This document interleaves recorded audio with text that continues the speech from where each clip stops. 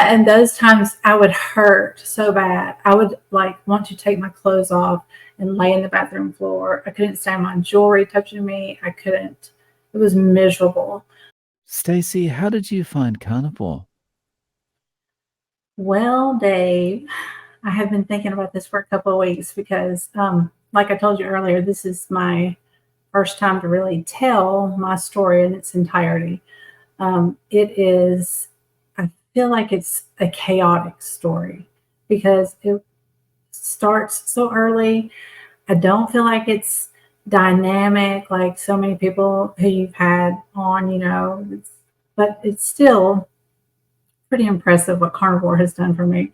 But I would like to take you back to my early childhood. My parents told me that I was sick a lot as a kid. I think I was hospitalized with pneumonia every year from the time I was like 2 until I was in 8th grade. And then I still got it several times after that. I just wasn't hospitalized anymore with it. But so, I had a lot of antibiotics in, my early years. And then I started, probably about the age of 10, I think I started getting a little chubby. Um, and, nothing like really, I won't say that I was obese, but I was, a chubby kid off and on, up and down. Um, but I am from the South, and in the South, it's what's popular is the meat and three. So you get a meat, and then you pretty much get three starches. Okay, they won't tell you they're starches; they'll say they're veggies, but it's generally like a starchy veg, bread, um, like a roll, a biscuit, cornbread. You also get a dessert, and then you get like 5 ounces of meatloaf. And so it's really, you can imagine it's a fattening diet, and I loved the starches. I loved the bread. And so um, I was constantly dieting 15, 20 pounds here or there. Um, and I think I kind of leveled out in my 20s, but I probably after I had children, but let me go back a little before that. Probably about puberty, I started with digestive issues. My mother had IBS, pretty pretty bad. She would be crying in pain on a regular basis. She couldn't get any, just no relief. I remember I think she had like 2 prescriptions that she had with her at all times, and they would take the edge off the pain, but she would still be sick. And these bouts could last 2 days for her. But when my digestive issues started, they were similar but very different. Um, I I could never go to the bathroom regularly. I didn't know that I was constipated. I just didn't know that I knew I didn't feel necessarily good, but I knew that um, didn't know it was just my norm. You know what I mean?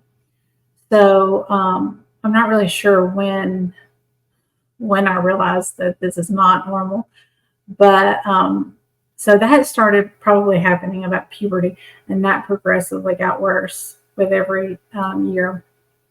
And I didn't know that I was contributing to it with what I was eating. I had no idea because when I was in my 20s and I was pregnant with my second daughter, um, that is when I was like, I had a very bad episode, and my doctor told me to take Metamucil. And so I did that and wound up making it much worse. I mean, it was awful, awful. This went on for like days, and I started like doubling it. And then they're like, "Oh, well, you've taken too much." And I'm like, "Well, I mean, that makes no sense. How could I have taken too much?" It's like, anyway. Um, but then the opposite would happen. And so I would eventually just getting very sick, like it was coming out. And something would generally trigger it, but it may not always trigger it. And those times this is like embarrassing telling the world this right now.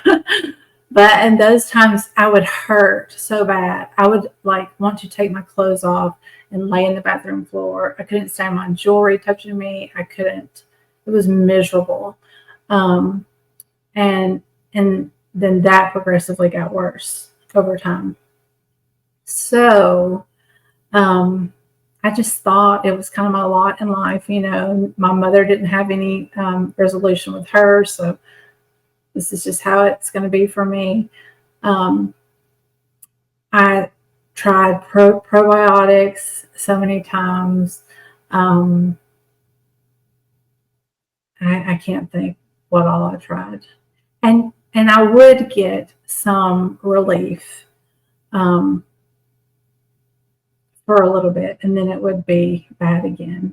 And so, my gut was probably already very damaged from the excessive antibiotics that I had as a kid. And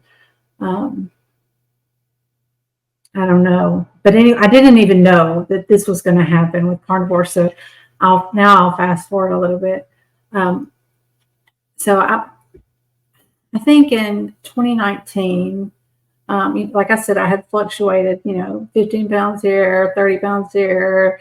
I would just bounce back and forth. And then I was a little, maybe like 15 pounds up. Probably this might be like maybe July or August of 2019. And so at this point, I knew though that carbohydrates were my enemy. I knew that I had a sugar habit. I knew enough at that point to know I can't do the carbs. So I'll just eliminate my carbs. I went low carb. So I was buying low carb wraps, and had no idea about like reading labels except for to check carbs. I wasn't looking at ingredients or anything. So that's pretty much what I was doing, and I was successful.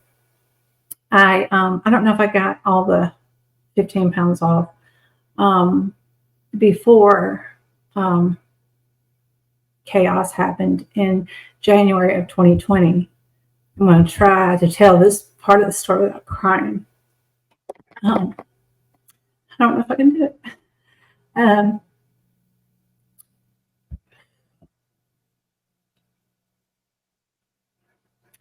I brought tissues in case.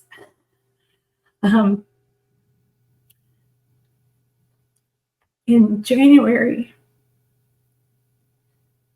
of 2020, my dad had an ischemic stroke and a hemorrhagic stroke. And it was dire. It was really bad.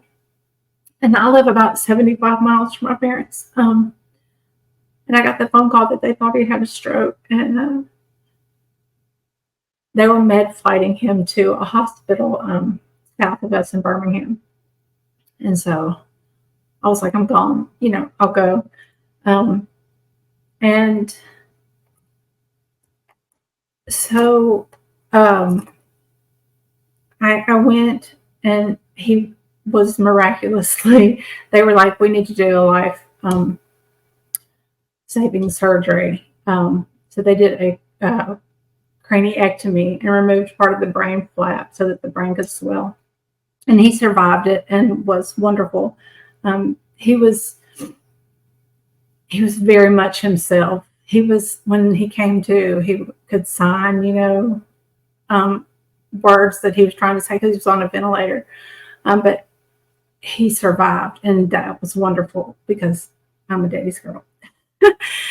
And so, but it was rough because he was paralyzed on the left side of his body.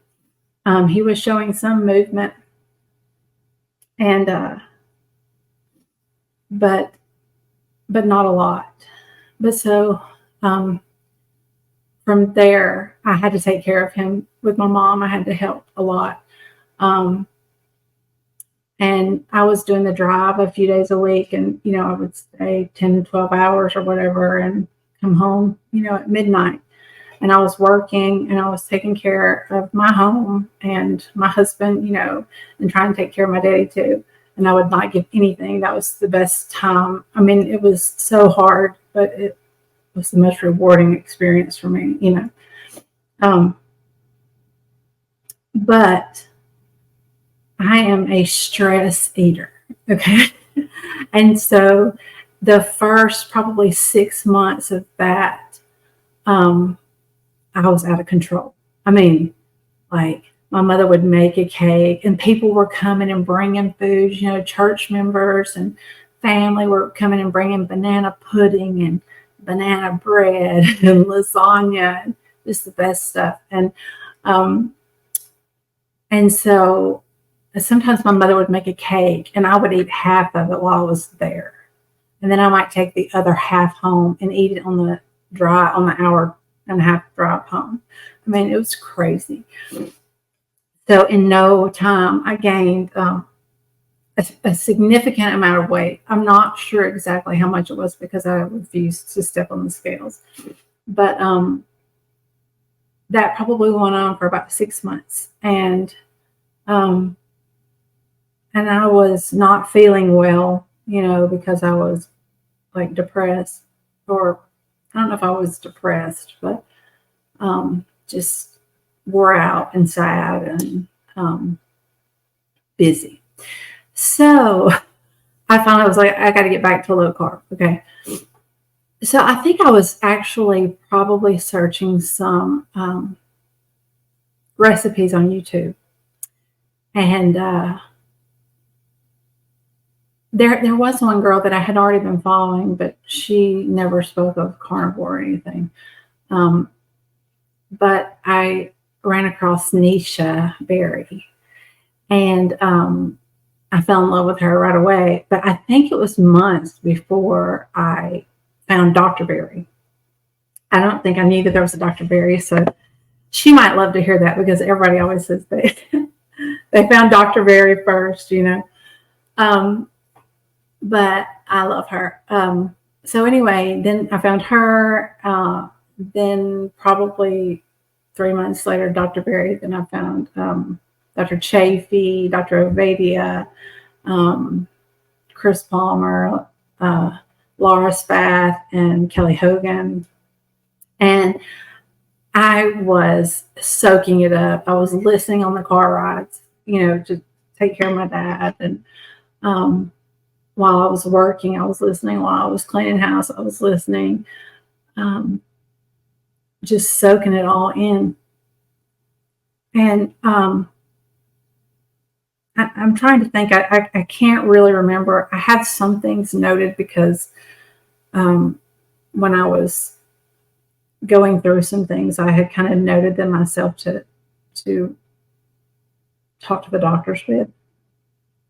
But what happened was, I want to say I think it was probably January of 2021. I think this is right. We got the jab. My husband and I got the jab because since I was taking care of my dad, my mother was really nervous about that. And there was a lot of people coming in and out, and it probably would have killed him. Had he gotten sick, or had he gotten and so that was January of 21, and then February of 21, I got the second shot. And then after that, some things did start kind of going haywire. But it wasn't until January of 22. And by this point, I was carnivore. No, I was not carnivore until, so I had not even found like Nisha yet. I was low carb, low carb. And January, my husband got sick with COVID and felt awful. But I never got sick, but I started having weird things happening. Like I started having hot flashes like every hour, like rapid fire. They were just hitting me. I got this incredible pain in my toe, and it was swollen. It woke me up in my sleep. Um, it was very strange. And I'm still not sure. Like, I tested negative. I don't know. I tested negative, I think, a few times. So we have no idea. I I kind of speculate that it was related to oxalates because I had started coming off of when I was doing low carb, I was eating a lot of almond butter. I was eating a lot of almond butter. Taking care of my dad, I would take like all I had time to do was like throw some almond butter on my low carb wraps, And then we would come when I was at home, we would eat spinach, warm bacon spinach salad. So I was eating a lot of spinach. I was using almond milk. I was using making recipes with almond flour because I was searching all these, keto recipes. And I put all this together at some point because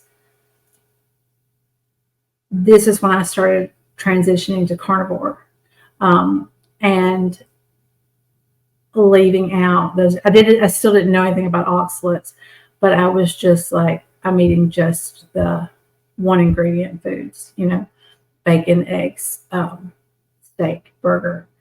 But there was like a dessert that I made.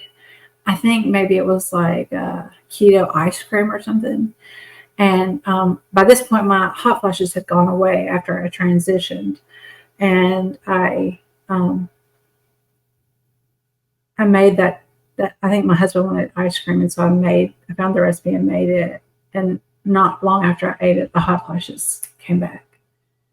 And I thought it was the cream. I thought it was the heavy cream. And I didn't put it together until at my parents' house. I was in a hurry. Again, I made an almond butter wrap, and I had not had it in a really long time. Right after that, hot flashes came back. And I was like, oh, it's the almonds. But how in the world? And I think I had maybe seen something from Sally Norton at that point. I had not read her book yet at that point. So I was kind of like many of your viewers, an accidental carnivore. I kind of went that way before I even really knew what it was, out of just like, it was easy. I didn't want to make a vegetable, and I was in a hurry. So I just had the bacon and the eggs, or I just had the eggs. And it was really wonderful. And I saw a lot of really wonderful results. I was feeling so good. My stomach did not hurt anymore. And I am still amazed by that. I had no idea.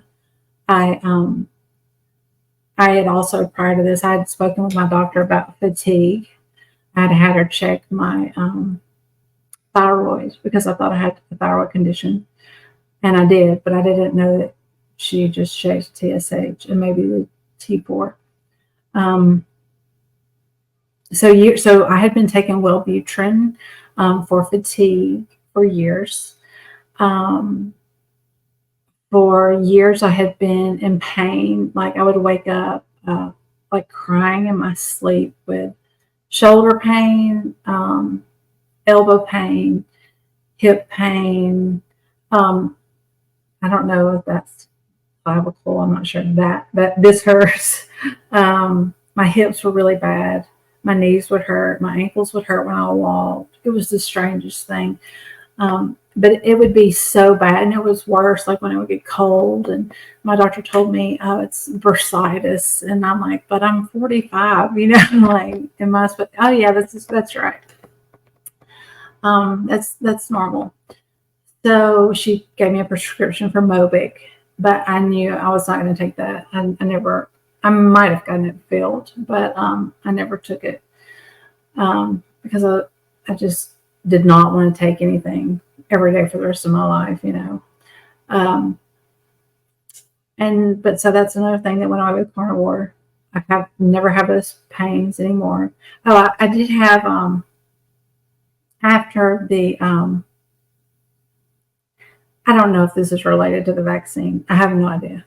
But I started having like pain in my hand and my thumb. And my mother had started having it at the same time. And so my dad had rheumatoid arthritis. My mother has psoriatic arthritis. And so she was getting like trigger finger. And I was getting it around the same time. And my doctor wanted to check some of my numbers because she knew the history, with my family. And I guess she didn't see anything to refer me to a rheumatologist. And I'm still not certain, maybe it was just arthritis. I don't know. But I do know that we have the autoimmune component, in my family. And especially probably now I know from my diet and history of antibiotics that it could have been,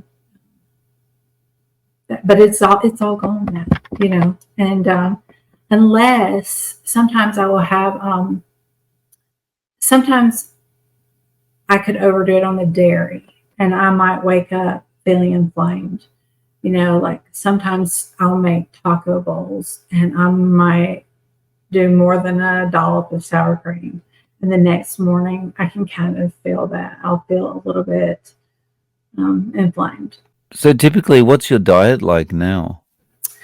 So now we are creatures of habit. We eat the same thing almost every day. Eggs, bacon, occasionally sausage. We don't usually eat until between 10 and 1. And then we'll eat dinner again at between 4 and 5, or 4 and 6, I should say. And that's usually, I would say we eat hamburger or mince 5 nights a week and steak 2 nights a week. I'm on a sirloin kick right now. I love sirloin, and I just add butter to it because I know there's not enough fat on it.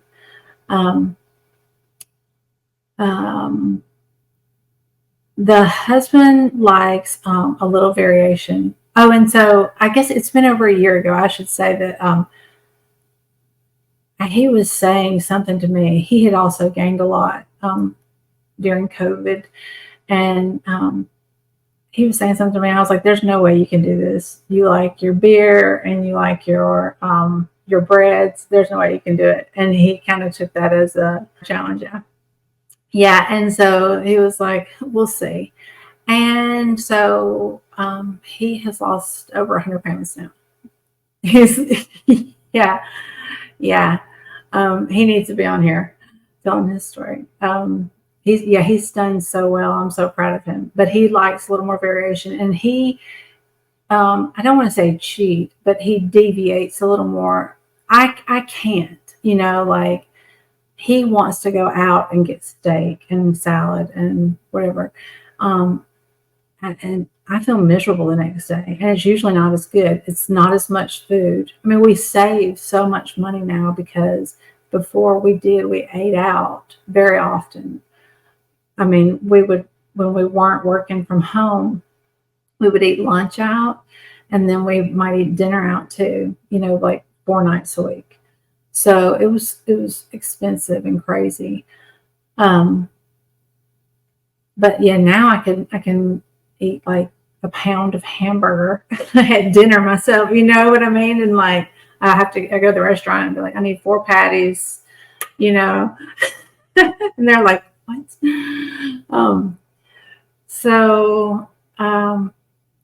Yeah, it's pretty much the same all the time. Now I do, like this morning I made, and it's pretty much twice a day. I mean, 2 meals a day. So probably I have some embarrassing things to admit, but the first thing is, I was addicted to Diet Coke. And I drank a lot of Diet Coke. I mean, a lot of Diet Coke a day, and generally 2 cups of coffee. So I gave those up about 3 months ago. I haven't told you this part of the story yet, but when I started having the hot flashes, I was in, and I went to the doctor, and they're like, "You're in menopause," and they were surprised because I was pretty young. I think I was 48 at the time, maybe 47. That was 22. I'm not sure, but anyway, 48 almost. And I finally got in with a doctor who to do the bioidentical hormone replacement therapy. So I was going to get the pellets, and I saw a lot of success with those. And I mean, in the very beginning, probably the first 3 months, and then they were a nightmare. They were a nightmare. And I did this to myself probably because I had researched them, but I had not researched the hormones themselves. I didn't know, I can't remember the fast Mindy Peltz. I didn't know her yet. I had listened some to Dr. Bright, Elizabeth Bright, and had read her book. But I was like, I need some help because I wasn't sleeping, and had been taking care of my dad, stressed from that. The hot flashes had come and gone. And so when you get the pellets, you're also supposed to take progesterone with them. And I did not understand. I just thought everything I needed was in the pellet. So I was like, I'm not taking it a pill. So I didn't take the progesterone, and I wrecked myself. It was really bad. So I suffered, and I gained a lot of weight, but I was not eating in a way. As a matter of fact, I was probably under eating. So what was happening is I was getting this influx of estrogen and no progesterone to balance it out. And so I was getting the estrogen belly. And so I started feeling crazy. Fatigue was bad, and I was doing all the right things with my diet. So I was very confused, what was happening. But I think I gained like 15 pounds, and not deviating in my diet. And so I finally was like, I'm coming off of these. I'm just going to try a half-fat approach, like Dr. Bright suggests. And I saw a lot of improvement. But I think, and so that has been, I've probably just been off of the pellets now for about 6 months. So the weight started coming back off. And when I gave up the Diet Coke and the coffee, I started feeling much better, much, much better. But then here's the big thing. I'm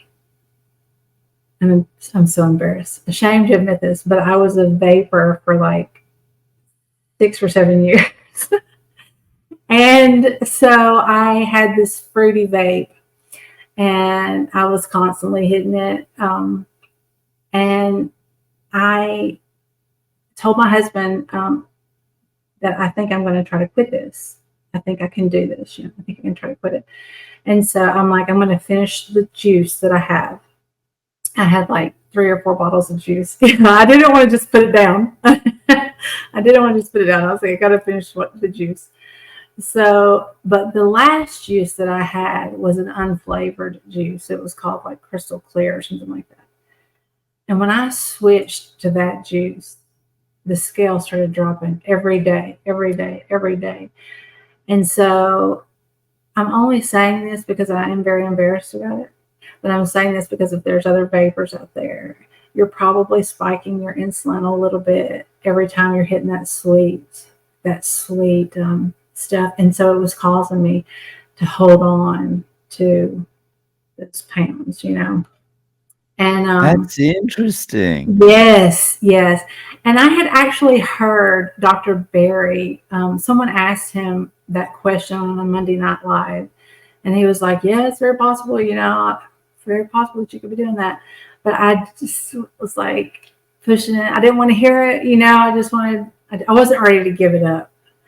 And it's only been 2 weeks. So I'm still, but once I switched to the crystal stuff, that's when I saw like, now the scales are moving even more, I'm not down to where I was before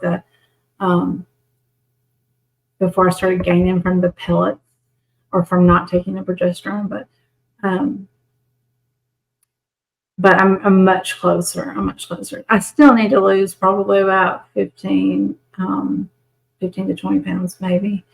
I'm not sure, but I'm not stressing that. And I'm never going back to any other way of eating ever, because I think I forgot to add that I couldn't, there were days I couldn't go into work because I couldn't sit upright, because my stomach, I would be so bloated. And it wasn't bloated that like you couldn't take Gas X or Omeprazole, I couldn't, none of that touched the pain and discomfort in my gut. It would just linger for days. I would need to be like horizontal laying down and nothing would help. There were times that I loved like a lot of ethnic food. And so I would tell my husband, let's go eat Mexican, let's go eat, we love Korean, because I knew as soon as I ate that I was going to come home and be very sick at my stomach, like hurting, but then I would have an empty feeling. I just couldn't stand it. And there were days where I wouldn't eat because I knew that I was going to have an event, and I knew that I would, if I ate anything, I was going to feel so bloated that I would be miserable for the event. And so I'd be like starving, but, so it was awful. One time we had an event and it was like a football game or something. And I was starving. I didn't eat because I knew I was going to have to sit up for hours, and I couldn't sit up and feel bloated. But then I was like, well, let me try a pickle at the game. I got just like a dill pickle. That pickle bloated me instantly. I was miserable for the game. That was all I had eaten all day. And I know that there are a lot of people who, I've seen a lot of people with IBS issues on your channel and others, who want to add back foods. And I have occasionally had some veggies, and they don't seem to bother me very bad, but I just have no desire for that anymore. It's mostly because I'm lazy, I think. I just don't need them. Steak is so good.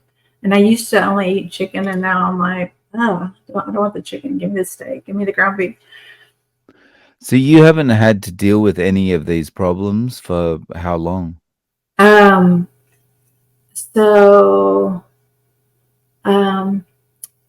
think there was one time that when I had the toe thing, I got an infection. I got a staph infection in my toe, and so I had to take an antibiotic. And so that messed me up a little bit. That took a few weeks for my stomach to get back to normal. But this has pretty much now been, I'm going to say, 2.5 years that I have not had. Yeah. And there have been like, I might feel a little bit if I had too much dairy, but nothing that compared to the existence that I had before.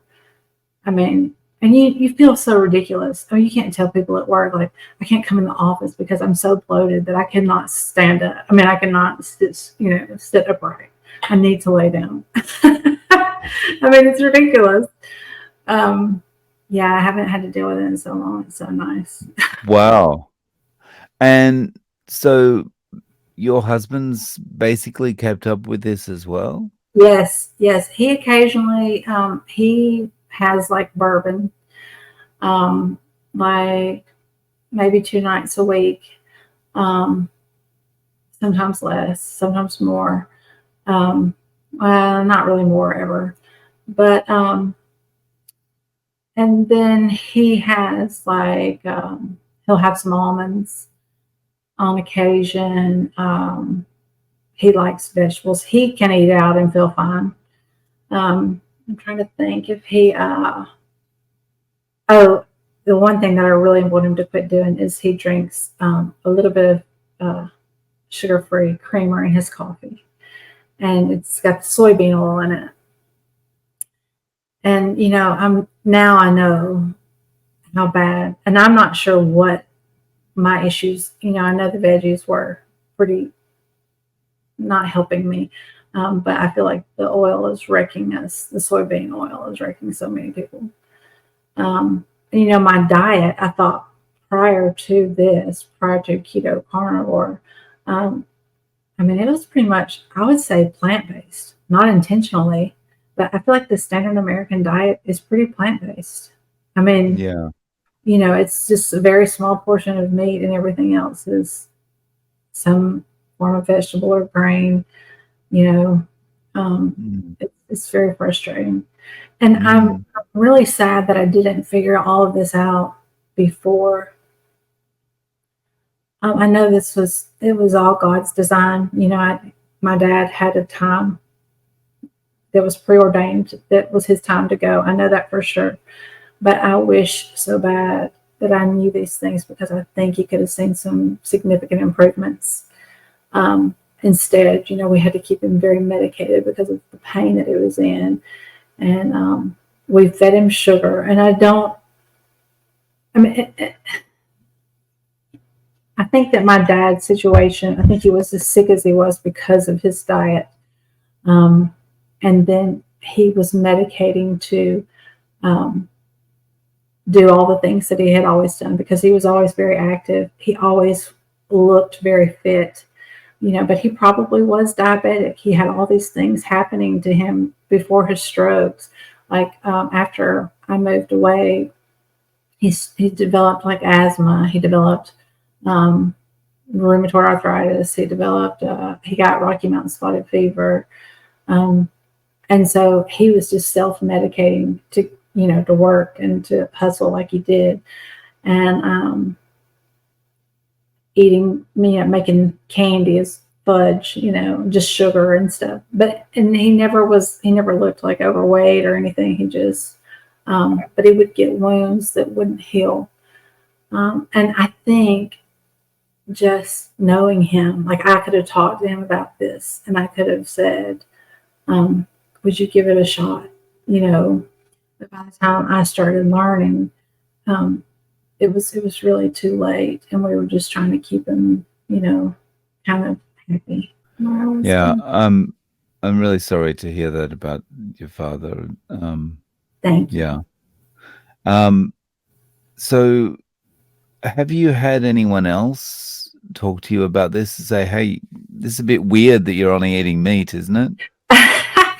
Yeah, most people think that it's very strange, and it's which is also strange when you get to this side of it too, because you're like, if I just threw like some Brussels sprouts or some asparagus on my plate, it would make you feel so much better about the way that I eat. Like, what is that? Why would that one serving of asparagus make you feel better about, like, I'm not going to die of a heart attack? And it's also very funny when, like, I see these very unhealthy, obviously metabolically unhealthy people who are like, you're going to die of a heart attack. No, please listen to me. Yeah, people do think that it's weird, for sure, but people are starting to come around. I think that it is, becoming a little more mainstream. My mother has a lot of issues, a lot of health issues that I think are all autoimmune related. I think we were in that. I asked my doctor about the menopause and stuff. Could it have been from the jab? And he said that it was possible. It could have just been from the illness itself, but he was like, and we may never know, but it may be 20 years, we might know something. But you were in a very stressful time in your life, and there were all these factors that could have contributed. Since around that time is when she started getting the psoriatic arthritis. And so, and so now she's taking the same medicines that my dad was taking that made him very sick. But I think she is a little bit interested, in dabbling. And I think, and she has dabbled some. She's just not ready to go. And it is unfortunate that I wish that some people didn't have to go full carnivore. It's much easier for, like for my mom, I feel like keto is where, but I feel like she'd get the most healing from carnivore because she has so many autoimmune conditions. Um, and and if somebody had told me though, 5 years ago, you can eat all of the meat and eggs you want, and you can feel so good, and you can have so much energy, and you can not hurt when you work in the yard for 8 hours a day. If someone had told me all that, I think I probably would have just done it. Oh, and you might lose a little weight too. You know what I'm saying? Like, how wonderful is that? Why is everyone not like, Yeah. yeah. But Yeah. Well, the answer to that, why is everyone not doing it? The answer to that is there's not much money in it for industry. that's true. And they know, because no, this is like the only place that people are going to hear it. I mean, this should be all over our morning shows, and they're not talking about it. It's very odd. It's very odd. Yeah. I found it interesting listening to Casey Means talk about this, who's worked like for Coca-Cola and all these companies, and he's done lobbying for them and stuff like that. And how he talked about the networks won't ever say anything bad about pharmaceuticals or particular food products because that's their advertisers. Yeah. Yeah. Well, you know what? And that brings up a good point. When I was in school, when I was in college, I worked at a fine dining restaurant. And 3 times a week, probably, we held pharmaceutical parties. So they would bring in like 30, 40 doctors, okay? And they would have a 5-course meal, all the free booze they wanted, beer, wine, liquor, whatever. And then they would give them their spiel and maybe like a goodie bag too, kind of thing, And I think about that now and it makes me so sick because, man, I mean, that's just like, it feels so unethical to me, and they're learning about the drug from the pharmaceutical reps, and they're not even, that's as far as their research goes, and I'm telling you, we did this, and we fought to work these parties because you were going to make a lot of money, because the doctors were going to show up. I mean, it was a 5-course, really French cuisine. I mean, they were showing up, and they were going to get drunk, and it's very sickening. And when you're getting a whole load of free food, 5-star free food, and as much alcohol as you consume, you're unlikely to have a critical eye for anything at that point, Yep. Yeah, I've become very disillusioned over the last several years with doctors, with all my dad's illnesses before his strokes. And there are some wonderful doctors, and I know I have some that I love dearly. They're wonderful people, and maybe have been misled, like we all have been, But I'm frustrated and angry at the message that's like, "Oh, don't Google it." Oh, okay. I shouldn't Google it because you're going to give me the answer in the 5.5 minutes that I'm in your office, when you're just rushing me out the door and here's a script. You know what I mean? Like, I'm very angry about that. And with my, so when I finally found a doctor who could do the bioidentical hormones, he did a full panel. Like, it was so extensive. It was so wonderful. And he did the full thyroid panel, and he identified Hashimoto's. So, and I had spoken to my doctor about that many times over many years, like, something is wrong with me. I would see people who would be like really out of shape. They're really, really overweight or have other ailments, and they could work circles around me. They could go out to a party or a movie after work, and I didn't feel like it. I just never felt good. And that went on for a long time. And so now I finally have some medicine for that, and I love that. Um, he identified that, and he's the first one who looked at my fasting insulin and my A1C. And by this point, I was already carnivore, so it was like a 4.7, and my fasting insulin was very low. My trigs were very low. My HDL was very good. LDL, my cholesterol was very high. Though. My total was like 340, and I love it. The increased cholesterol that people have, and of course, as you say, lowered triglycerides, it seems to correlate with just feeling amazing. Yes, it does. Yes, it does. And so there's few things in the body that go wrong that make you feel good, right? So all these people that are like, oh, cholesterol, I think, well, I think the solution is, or the answer is to the panic about cholesterol, is probably high cholesterol is bad when you're generally overly metabolically unhealthy, Right. which, when they're looking at the whole population and they're going, look at these people with high cholesterol, they have more problems. It's like, well, you're taking an average of basically completely unhealthy population, so what do Right. you expect? Right. But if you're metabolically healthy and you've got high cholesterol, that's a completely different scenario. How would you recommend that someone gets started with the carnivore diet? Man, every interview you do, I go over this in my mind because some days I'm one way and some days I'm another.